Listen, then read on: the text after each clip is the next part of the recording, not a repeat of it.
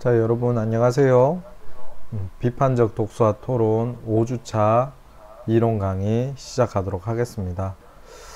먼저 이 강의를 이제 들으시는 여러분들이 아마 2, 3, 4주차를 통해서 우리 수업이 비판적 사고와 독서 토론을 어떻게 운영을 해 나갈지에 대해서 어느 정도는 파악하고 있을 것이라고 생각을 합니다. 우리는 비판적 사고와 독서, 소위 비판적 독서 토론과 관련해서 분석적 사고, 추론적 사고, 종합적 사고, 대안적 사고, 이렇게 네 가지의 절차를 단계적으로 거쳐 나가면서 그렇게 활동을 진행을 해 나가고 사고를 전개시켜 나갈 예정입니다. 이번 5주차는 첫 번째 단계에 해당을 하고요. 분석적 사고라고 명명을 할 수 있는 소위 글을 어떻게 분석해서 내용을 파악하느냐의 문제에 접근을 해 보도록 하겠습니다.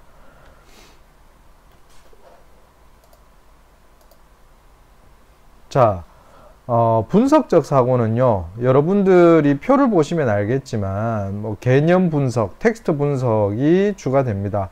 우리가 흔히 비판적 사고라고 이야기를 하면, 이제 옆 단계에 있는 추론적 사고를 많이 이야기를 하는데, 소위 논증에 대한 분석을 하기 위해서, 기본적으로 이 논증 구조에 대해서 파악을 하고, 또 이 읽는 글이 어떤 개념인지, 어떤 내용인지, 어떤 주장을 하고 있는지 1차적으로 파악을 하는 그런 단계가 필요하다라는 이야기입니다. 그래서 오늘 이제 살펴볼 부분은 이 분석적 사고에 해당하는 내용인데요. 밑에 보시면 알겠지만 문제, 개념, 정보, 분명함, 정확성, 명료성 이런 키워드들이 이 분석적 사고에서는 상당히 중요한 그런 키워드가 될 수 있을 것 같습니다. 그래서 우리가 뒤에서 이제 이 개념에 대해서 하나하나 살펴보기로 하고, 기본적으로 여러분들이 분석적 사고를 독서 혹은 토론 활동에서 어떻게 활용할지에 대해서 이론적인 부분들을 뒤이어서 좀 정리를 하도록 하겠습니다. 자, 분석적 사고는요, 여러 가지 형태로 사실 활용은 될 수 있습니다. 반드시 비판적 사고가 아니더라도요, 이런 분석 작업은 모든 읽기에 아마 기본적인 그런 활동이 된다고 이야기를 할 수 있을 것 같은데요. 일단 분석적 사고를 독서에서 예를 들어 단락별로 중심 내용을 확인을 한다든지, 아니면 최종적인 글의 주장과 전제를 식별을 한다든지, 그 순위의 주제의식이 어떤 것인지를 파악을 한다든지, 글 외적 요인들, 여러가지 글을 쓰는데 영향을 미친 사항들에 대해서 점검을 한다든지, 이런 내용으로 이제 이런 키워드로 사실 분석적 사고가 독서 과정에서 활용이 될 수 있다고 이야기를 할 수 있을 것 같습니다. 물론 여기에서 일정 부분 우리 추론적 사고에 해당을 하는 일종의 뭐랄까요, 그런 판단이 일어날 수도 있습니다. 여러분들, 그러니까 우리가 편의상 이렇게 분석적 사고, 추론적 사고, 종합적 사고, 대안적 사고 이렇게 나눠 가지고 이야기를 하지만, 이 모든 사고 과정들이 사실은 각각 떨어져서 따로따로 이렇게 진행이 되는 건 아니거든요.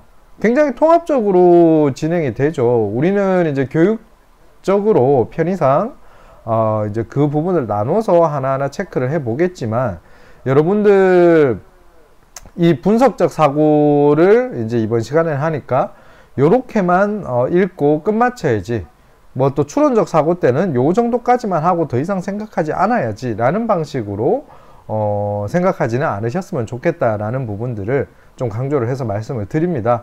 어쨌든 우리 분석적 사고는 구체적인 판단이나 비평이나 이런 것들을 하기 이전의 단계에 해당을 하는 것이고요.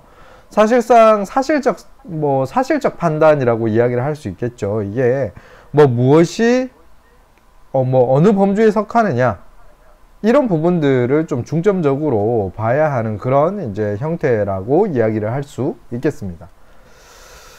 자, 분석적 사고를 이야기를 할 때 주목해 볼 만한 부분은요, 이 폐쇄된 사고 체계 속에서 이루어지는 사고의 형태다라는 부분입니다. 굉장히 일종의 수렴적인 그리고 폐쇄적인 그런 사고 과정이다라고 이야기를 할 수 있을 것 같아요. 사실은 분석적 사고에서 이야기를 하는 뭐 글쓴이의 주장이 뭔지를 파악하고 전제를 식별하고 하는 부분들은 일정 부분 여러분들 답이 정해져 있습니다. 그렇잖아요. 그러니까 우리가 예를 들어서 여러분들 중고등학교 다닐 때 비문학 시험 문제 풀듯이 그렇게 뭔가 답이 정해져 있는 그런 읽기 과정이라는 거죠. 이 분석적 사고 같은 경우는 그 사람이 어떤 의도로 무엇을 전달하기 위해서 어떤 내용을 담아냈느냐라는 부분은 사실은 문학적인 작품들이 아닌 다음에야, 문학 작품이 아닌 다음에야 어느 정도 답이 나와 있는 형태죠. 그렇기 때문에 폐쇄된 사고 체계 속에서 이루어지는 사고다라고 이야기를 할 수 있는 거죠. 여기에서 이제 사실은 우리가 이제 교육학적으로 보면 조금 더 다양한 키워드들에 대해서 많이 이야기를 하고 있는데, 뭐 비교, 대조, 뭐 이런 이야기들도 많이 나오고요. 그리고 뭐 속성이나 요소를 파악한다라는 거는 뭐 주장, 전제 이런 것들을 나누고 파악한다라는 차원에서 크게 벗어나지는 않는 것 같습니다. 그리고 핵심적인 아이디어를 식별한다, 뭐 오류를 확인한다라는 거, 이 이제 기본적인 오류 확인인 거죠. 우리가 뭐 논증에 있어서의 논리적인 오류 이런 것들을 판단하는 거는 뒤이어서 이어지는 그런 추론적 사고의 영역이라고 할 수 있겠고, 여기에서 이야기를 하는 오류 확인 같은 경우는 좀 기초적인, 기본적인 오류에 대한 점검에 해당한다라고 생각을 하시면 되겠습니다. 자, 여러분들이 이 분석적 사고와 관련을 해서는요, 논증의 구조에 대해서 조금은 이해를 하고 계실 필요가 있지 않을까 싶어요. 사실 이 논증은 우리가 이제 논리학에서 주로 많이 이야기를 하는 그런 개념인데, 일종의 이제 타인을 설득하기 위한 일련의 문장의 집단인 거죠. 문장군인 거죠. 하나의 주장을 하기 위해서는 그 핵심 주장이 나오는 그 문장이 필요하고, 그것들을 증명하는 혹은 설명해주는 그런 문장들도 반드시 필요한 거죠. 그것들을 다 합쳐가지고 논증이라고 이야기를 하는데, 논증은 이제 전제와 결론으로 주로 나뉩니다. 이제 그 두 가지 요소로 많이 이야기가 되고, 그렇기 때문에 여러분들이 이 부분을 상당히 주목을 해보실 필요가 있겠는데, 전제 같은 경우는 근거의 역할을 하는 거죠. 그러니까 여러분들 전제, 결론, 뭐 주장, 근거 이런 부분들을 굉장히 다르게 생각을 하실 수 있는데, 일상적으로 여러분들이 이 용어를 사용하실 때 근거나 전제나 주장이나 결론이나 그렇게 다르게 생각하지 않으셔도 돼요. 어차피 주장을 하는 하나의 일련의 글들 같은 경우에는 그 주장에 해당하는 그 명제들이 모여있는 논증의 과정을 반드시 거칠 수밖에 없고요. 그 논증의 과정 속에서 개념적으로 전제와 결론으로 구분이 되는 것이지, 이거를 굳이 뭐 전제와 결론은 따로 다른 개념이고 근거와 주장은 또 다른 개념이고 이렇게 파악하실 필요는 없다는 얘기입니다. 전제는 근거의 역할을 하고요, 결론은 주장의 역할을 해요. 중요한 거는 여러분들 하나의 글에서, 하나의 논증에서, 하나의 그런 문장군에서 결론은 반드시 한 가지로 기결이 돼야 됩니다. 여러분들 글쓰기를 하실 때도 참 이제 많이 잘 안 되는 것 중에 하나가, 하나의 글에서는 하나의 결론을 도출하세요 라는 게 말은 쉬운데 생각보다 잘 안 되거든요. 여러분들, 제가 여러분들의 글쓰기, 그러니까 1학년 때 글쓰기 수업도 제가 이제 진행을 하고 있잖아요. 이 글쓰기 수업들에 대한 과제물, 결과물들을 받아보면요, 그런 한 가지 결론이 나오는 경우가 생각보다 쉽지 않다는 점을 저는 이제 굉장히 많이 이제 느끼게 되고요. 여러분들도 아마 그렇게 많이 느끼시지 않을까 싶어요. 그래서 이제 여러분들 말을 할 때도, 글을 쓸 때는 물론이지만 말을 할 때도 반드시 결론은 한 가지로 기결이 돼야 된다라는 부분을 좀 잘 생각을 해 주셨으면 좋겠고요. 그리고 전제 같은 경우에는 표면적으로 드러난 전제도 있는 반면에 숨겨진 전제도 있다라는 점을 좀 잘 기억을 해 주셨으면 좋겠습니다. 우리가 왜 이제 저런 안데르센 동화나 이런 것들을, 빨간 구두 같은 것들을 생각을 해보면요, 사실 되게 웃기잖아요. 그 빨간 구두 한번 신었다고 발목이 잘려야 되는 이유가 뭐죠? 그러니까 너무 가혹한 형벌이라고 생각하지 않으세요? 뭐 혹시 잘 모르는 학생들이 있을 것 같아가지고, 그러면 다른 어떤 그런 예를 들어보면, 예를 들어가지고 우리 선녀와 나무꾼 같은데, 그러니까 나무꾼이 목욕을 하고 있는데 선녀가 옷을 훔쳐가지고 숨기잖아요.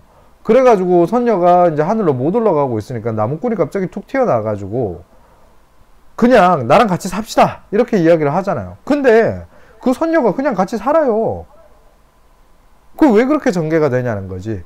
그것들이 왜 그렇게 전개가 되느냐에 대한 뚜렷한 사실 이유가 안 나와 있잖아요, 전제가. 근데 그런 것들 사실 지금 같은 경우는 또 거기에 대한 일종의 문제를 제기할 수 있겠지만, 어쨌든 그런 것들이 옛날부터 지금까지 계속해서 전승이 돼서 내려왔다는 점을 생각을 해보면, 그때 당시에 우리 민중들, 그것들을 이제 계속 전승시켰던 민중들은 그 부분을 별다른 문제 없이 받아들였다는 얘기가 될 거 아니에요.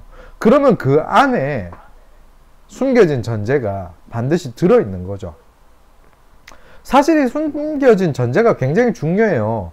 여러분들 표면적으로 드러나는 전제들을, 실제로 주장하는 글을 쓸 때요, 표면적으로 드러나는 전제들은 어느 정도 신뢰성이나 건전성을 갖춘 형태로 써져요. 그렇게 맞추고요.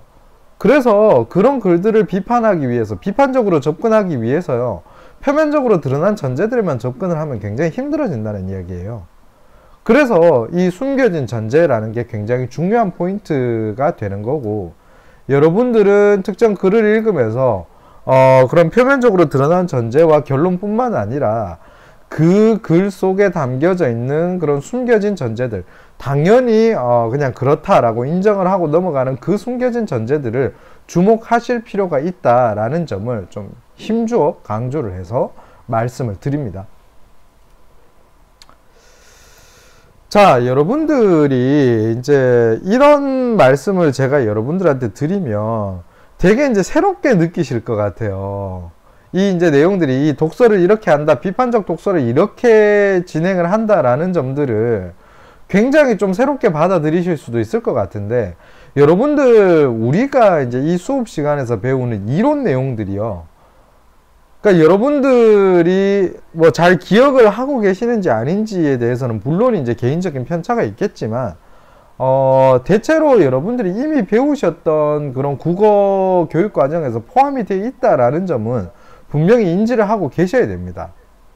여러분들 사실은 중학교에서 고등학교로 올라갈 때, 고등학교에서 대학교로 올라갈 때 여러분들의 그 학습 경험이 뚝뚝 떨어져 있는 게 아니고요, 그런 것들이 다 연결돼서 작용이 됐을 때 여러분들의 학업 성취도가 올라간다는 이야기입니다. 그래서 그 부분들을 여러분들이 좀 잘 기억을 해 주셨으면 좋겠는데, 예를 들어서 우리가 지금 이야기하는 이 분석적 사고와 독서 활동 같은 경우에도요, 그 고등학교의 일종의 이제 교육과정 해설을 보면요, 이 부분들이 분명히 명시가 되어 있습니다. 여러분들 빨간색으로 밑줄 친 부분 보시면 뭐 중심 내용, 중심 문장과 뒷받침 문장, 뭐 문장의 중요도 파악, 문단 간의 관계, 이런 것들을 통해서 사실적 독해의 기본 원리를 이해한다, 그리고 생략된 내용을 추론한다, 이런 내용들이 있단 말이야. 이게 우리가 이야기를 하는 전제와 결론을 찾고 숨겨진 전제를 찾고 하는 그 과정이라는 이야기예요. 이미 여러분들은 알게 모르게 그런 활동을 해왔다는 이야기입니다. 여러분들이 지금부터 하셔야 될 거는 그렇게 해왔던 학습 경험들을 한층 더 넓히는 작업들을 하셔야 된다는 거죠. 그리고 조금 더 세공을 해서 조금 더 완성된 기술을 갖춘다라고 이렇게 생각을 하시면 될 것 같아요. 자, 그런 점들에 좀 초점을 맞춰 주셨으면 좋겠고요. 그리고 이제 앞에서 이야기했던 키워드 분명함, 정확성, 명료성, 이런 부분에 대해서 조금 이야기를 하고 이론 내용을 마무리를 지을게요. 분석적 사고에서 사실 분명함, 정확성, 명료성, 이런 키워드들이 좀 주목이 되는데, 그 내용들이 사실은 셋 다 이렇게 되게 독립적인 개념이라기보다는 서로서로 연결되어 있는 개념이라고 이야기를 할 수 있을 것 같아요. 근데 굳이 나눠서 설명을 드리자면 분명함 같은 경우에 이 글에 이제 전제와 결론이 얼마나 분명하게 제시가 되어 있느냐, 뭐 이런 부분들 점검을 해볼 수 있겠죠. 그리고 정확성 같은 경우에는 그 글에서 제시하고 있는 그런 다양한 전제들이 정확하게 결론으로 연결되고 있는가 라는 부분들을 한번 따져볼 수 있다는 이야기입니다. 그리고 명료성 같은 경우에 예를 들어 글쓴이의 주장, 그러니까 결론이죠. 그 결론이 뚜렷하게 부각되고 있느냐 라는 부분들을 한번 체크를 해볼 수 있다는 이야기예요.